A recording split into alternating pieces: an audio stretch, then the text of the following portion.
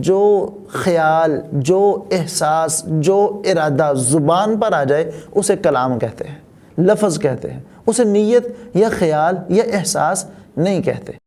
حافظ عبدالحفیظ ناصر۔ نیت اسلامیہ میں کوئی بھی عمل بغیر نیت کے کوئی حیثیت نہیں رکھتا۔ رسول اللہ صلی اللہ علیہ وسلم نے فرمایا انما الاعمال بالنیات، جتنے بھی عمل ہیں سب کے سب نیتوں کے مطابق ہی ان کا اجر ملے گا۔ اور روزے کے بارے میں بالخصوص کہا من لم یجمع الصیام قبل الفجر فلا صیام لہ، جس نے روزے کی نیت فجر سے پہلے نہیں کی اس کا روزہ ہی نہیں۔ اب روزے کی نیت کرنا یہ تو فرض اور لازم ہے، یہ متفق علیہ مسئلہ ہے، حتیٰ کہ امام ابو حنیفہ رحمہ اللہ ان کے نزدیک عبادات کی دو قسمیں ہیں۔ ایک وہ عبادات ہیں جو بذات خود مقصود ہیں، جیسے نماز سے نماز مقصد ہے، روزے سے روزہ مقصد ہے، اور کچھ وہ عبادتیں ہیں جو بذات خود مقصود نہیں بلکہ عبادت تک پہنچنا مقصود ہے۔ مثلا وضو ہم کرتے ہیں تو وضو عبادت ہے، وضو کا اجر ہے، لیکن یہ بذات خود مقصود نہیں، وضو کرنے کا مقصد ہے کہ ہم نماز پڑھ سکیں، نماز تک پہنچنا مقصود ہے۔ امام ابو حنیفہ کے ہاں وہ عبادات کہ جو بذات خود مقصود ہے ان میں نیت کرنا فرض اور لازم ہے، اس کے بغیر وہ عمل قابل قبول نہیں، اور وہ اعمال جو بذات خود مقصود نہیں ان میں نیت کرنا ضروری نہیں ہے۔ لیکن امام صاحب کی یہ بات درست نہیں، اس لیے کہ حدیث کہتی ہے انما الاعمال بالنیات، تمام عمل وہ بشک بذات خود مقصود ہوں یا بالواسطہ مقصود ہوں، وہ عمل بغیر نیت کے معتبر نہیں ہے۔ اب سوال یہ ہے کہ نیت کرنی کیسے ہے؟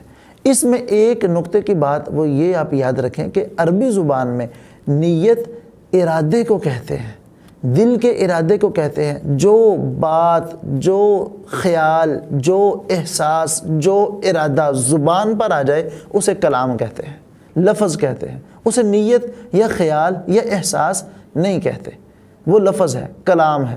شریعت اسلامیہ نے کہا ہے کہ عملوں کا دار و مدار نیتوں کے مطابق ہے، کلام کے مطابق نہیں کہا۔ اور یہ جو بڑی مشہور روایت ہے وَبِصَوْمِ غَدٍ نَوَيْتُ مِنْ شَهْرِ رمضان، پہلی بات تو یہ ثابت نہیں ہے۔ دوسری بات یہ کہ جب ہم زبان سے یہ الفاظ ادا کرتے ہیں تو وہ نیت نہیں کلام بن جاتی ہے۔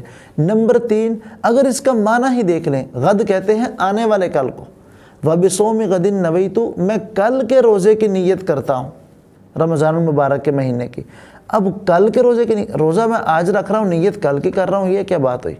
اور بالفرض مان بھی لیا جائے اب 29 روزے ہیں، 29ویں روزے میں نیت کرتا ہوں کل کے روزے کی، کل تو عید ہے۔ یہ 30 روزے ہیں، کل کی نیت کروں کل تو عید ہے۔ ہمیں پتہ ہی اگر 30 روزے ہو جائیں پھر تو یقین ہے نا کل عید ہے۔